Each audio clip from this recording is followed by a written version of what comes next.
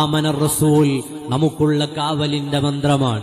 ആമനർ റസൂൽ എത്ര വലിയ ആശയങ്ങളാണ് അല്ലാഹുവിനോട് ചോദിക്കുന്നത്.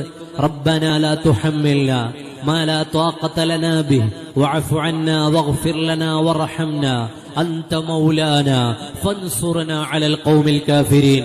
അത്യാധുനിക ലോകത്തെ ഏതെല്ലാം പുതിയ വിഷയങ്ങളുണ്ടോ അതെല്ലാം കൊണ്ടുവച്ചിട്ട് ആമനർ റസൂൽ എന്ന് പാരായണം ചെയ്തു നോക്കൂ. ആമനർ റസൂൽ അതിനെ തൊട്ടെല്ലാം അല്ലാഹുവിനോട് കാവൽ ചോദിക്കുന്നത് കാണാം.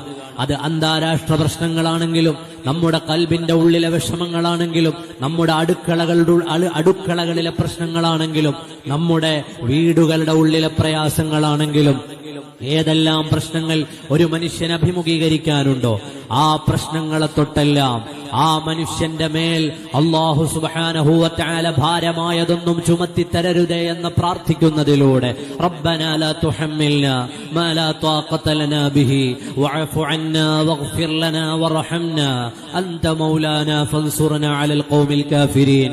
ഓ പ്രിയപ്പെട്ട മുഅ്മിനീങ്ങളെ, ആമനർ റസൂൽ നമ്മുടെ ജീവിതത്തിന്റെ ഭാഗമായി സ്വീകരിക്കുക. നമ്മുടെ വീട്ടിലെ സ്ത്രീകളോട് ആമനർ റസൂൽ ചെല്ലാൻ നമ്മൾ പറയുക. സ്വഹാബി വനിതകളെ തൊട്ടു കാണാം, ആമനർ റസൂൽ ഓതാത്തവർ അവരിൽ ഉണ്ടായിരുന്നില്ല.